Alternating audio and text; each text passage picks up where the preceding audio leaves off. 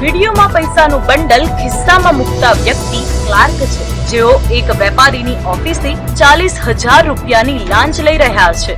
Clerk ભરત પસ્તાગિયા આજ રોજ retired થયા છે, પરંતુ રિટાયર્ડ થયાના એક દિવસ પહેલા તેમનો લાંચ લેતો વિડીયો સોશિયલ મીડિયામાં વાયરલ થઈ રહ્યો છે. આ વિડીયો સામે આવ્યા બાદ સમગ્ર મામલે ઉધના ઝોનના ચીફ ઓફિસરે ક્લાર્કને શો કોઝ નોટિસ ફટકારી છે.